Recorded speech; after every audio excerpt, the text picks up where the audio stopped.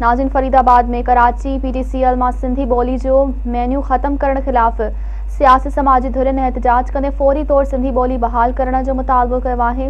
ॾिसूं था न्याज़ हुसैन चांडियो जी रिपोर्ट। चांडियो असीं फरीदाबाद में मौजूद आहियूं। असीं PTCL तां जेका सिंधी ॿोली जो जेको ऑप्शन ख़त्म कयो वियो आहे, असीं हिते जेको आहे सो इल्मी ऐं अदबी जेको आहे सो माण्हुनि सां ॻाल्हि कंदासीं तो उन्हनि जो छा चवणु आहे इन बाबति। सां सदाई माटली मां वारो सलूक पियो अचे।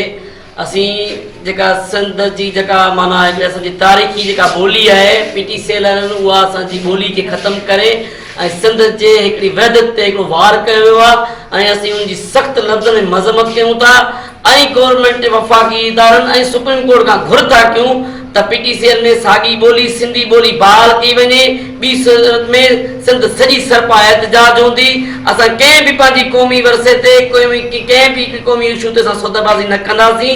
असांजे हथ चढ़ंदड़ असांजे ॿोलियुनि सां असांजे माना सकाफ़तुनि सां हथ चढ़ंदड़ बंदि कई वञे ऐं ॿी सूरत में असीं सख़्त एहतजाज में हूंदासीं। PTCL वारनि सिंधी ॿोली खे ख़त्म कयो आहे। असीं सख़्त मज़ामत कयूं था। सिंधी ॿोली असांजी क़ौमी ॿोली आहे जेके फौरी तौर बहाल कयो वञे।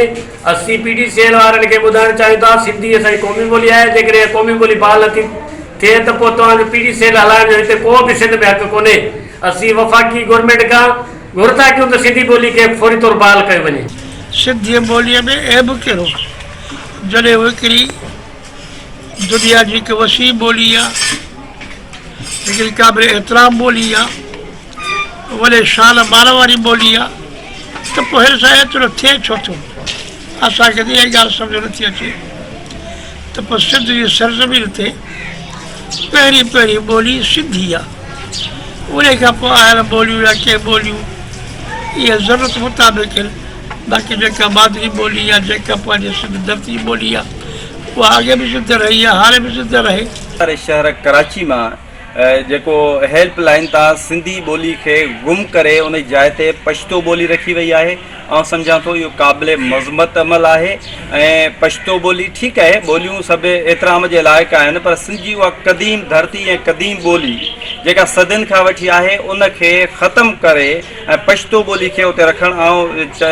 ऐं इहो थो सम्झां त ही पाण में हिकिड़ा फ़साद था कराइणु चाहिनि ऐं जेके सूबाई नफ़रतूं था कराइणु चाहिनि ऐं ॿोलियुनि जो पाण में टकराउ था कराइणु चाहिनि। तंहिंजे करे हिन साज़िश जी सिंधो हर हिकु सहाफ़ी, सिंधो हर हिकु अदीब, सिंधो हर हिकु दानिशवर मज़म्मत थो करे। जी नाज़रीन, अमी सियासी समाजी इल्मी अदबी माण्हुनि जी जेका असां ॻाल्हि ॿोल ॿुधी, हुननि मुतालबो कयो आहे पाकिस्तान गवर्नमेंट खां त PTCL जे सेट तां जेका सिंधी ॿोली खे जेको हटायो आहे इहो ॿीहर जेको आहे सो बहाल करे ऐं जेको आहे सो ॿीहर बहाल कयो वञे।